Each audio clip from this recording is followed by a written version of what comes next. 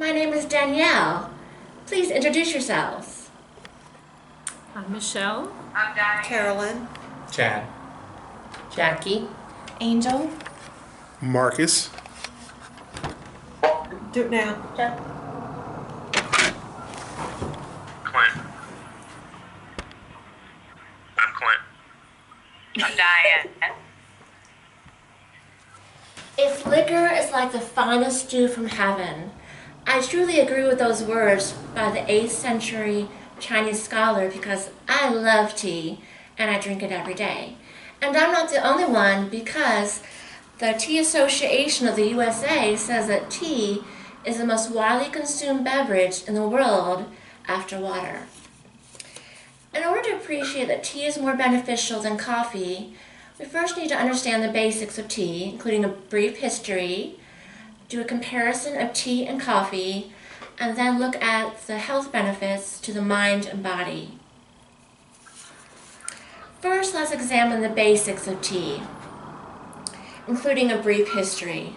Now, legend says that tea was discovered by a Chinese emperor in 2700 BC when the wind blew some tea leaves into his boiling pot of water, and it was all by accident. And that's how tea was discovered. I don't know if that's true or not, but that's what legend says. And tea comes from the evergreen plant.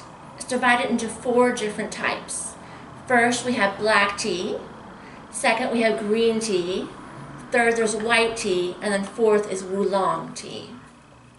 Now, I want to show you this tea. This is a green tea. It's rose green tea. And it has, if I get it open, rose green petals in it. It smells really good. Tea has been an important drink for thousands of years, but first became popular with scholars and priests in China and Japan for medicinal purposes, then in ceremonies, and then in everyday life. I want to show you this Japanese ceramic teapot, and you'll see it's a sea serpent style.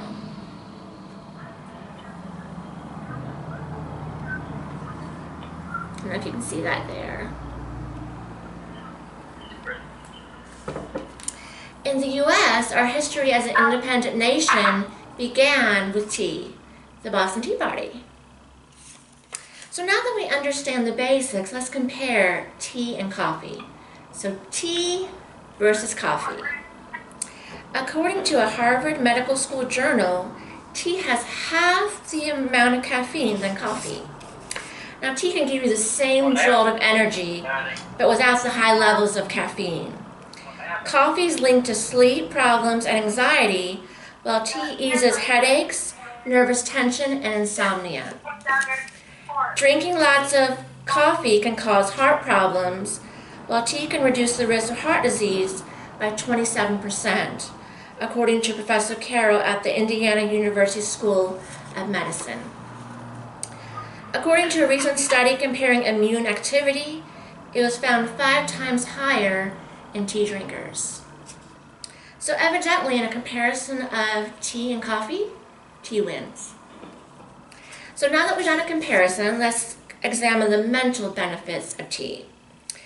Tea has the ability to soothe. In fact, tea drinkers display a common response to tense situations like public speaking. Tea is also a stress reliever because it lowers the stress hormone levels. Tea helps with mental alertness and concentration. Professor Carroll says that tea has been associated with a lower risk of depression. So now that we've learned about the mental health benefits of tea, let's look at the physical health benefits of tea. Tea is filled with antioxidants and cancer-fighting properties. So here's a question for you. Which type of tea has the most cancer-fighting properties? Green. Okay. Anyone else? I would say green. I'll go with his green, really. Okay. Yeah, pretty sure. Brian and Jessica, do you have an answer? Green. Okay. What about you, Clint and Diane? Do you have a guess? What about green tea? You're all correct. The answer is green tea. So the University of Kansas researchers consider EGCG, found in green tea, to be one of the most promising anti-cancer compounds ever discovered because it inhibits the growth of tumor cells. When I was treated at the Moffitt Cancer Center, my doctor said that because I was such an avid tea drinker, it had been really helpful for my treatment. The University of Southern California researchers led by Anna Wu reported that drinking green tea reduces a woman's risk of developing breast cancer.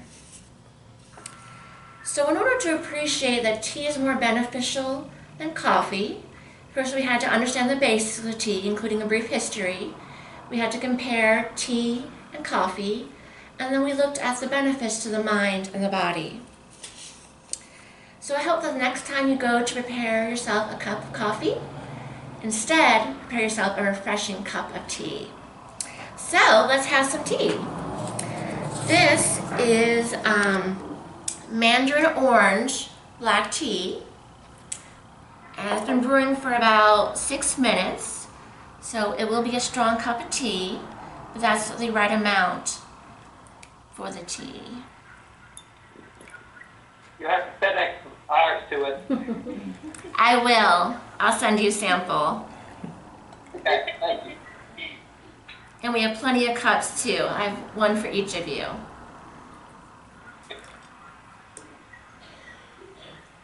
And I also wanted to show you this teapot. It's one of my favorites because it's the easiest to use with loose leaf tea. It has a built-in infuser right here. This is where you put the loose leaf tea, and you pour the tea, hot water in, and the tea brews. So we let it seat for 6 minutes, and there's sugar if you want it. So when you take the cup of tea, to really enjoy it, you need to breathe in the aroma of the tea to get the best out of it. And then you sip it slowly. Don't gulp it down. Slowly take a sip. It's good. Okay, so everyone help yourselves, and thank you for listening to my speech.